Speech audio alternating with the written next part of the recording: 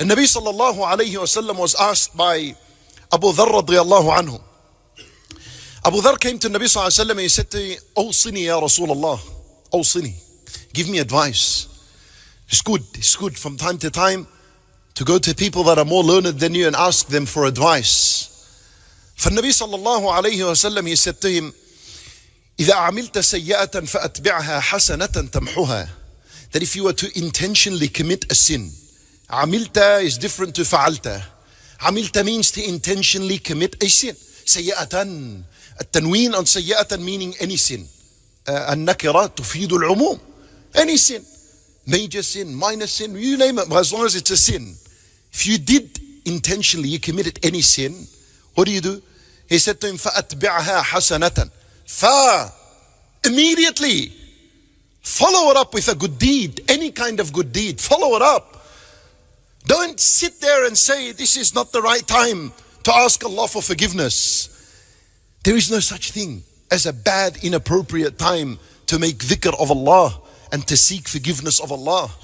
Even if you're halfway in your sin, there's no such thing. And if you're in halfway of your sin, you don't say, oh, this is a bad time to make dhikr and istighfar. Let me wait until I finish my sin and then I ask Allah for forgiveness. No, this is wrong. Who gave you this understanding? But that, when you are committing the sin, that is when you need dhikrullah.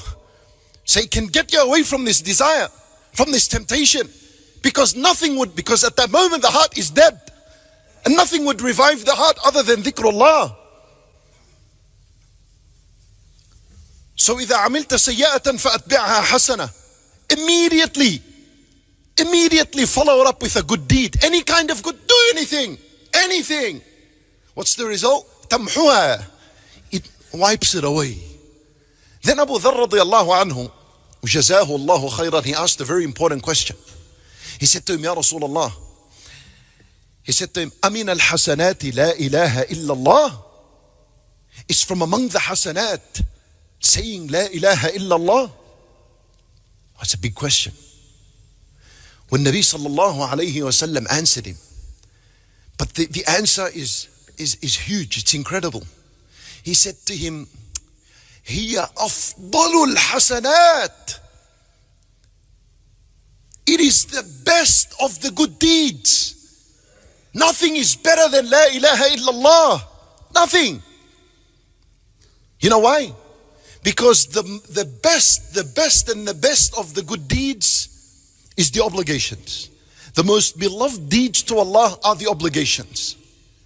And on top of the list of the obligations is at-tawheed, which is La ilaha illallah. So as a result, it was the best of hasanat. And my brother in Islam, this means when you do a sin, say La ilaha illallah after it. There's a special effect with La ilaha illallah.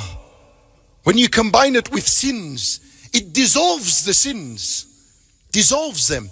La ilaha illallah is like a sharp knife that cuts anything besides Allah in the heart. Because when someone commits a sin, it's a desire, it's a temptation in the heart that pushed him towards the sin.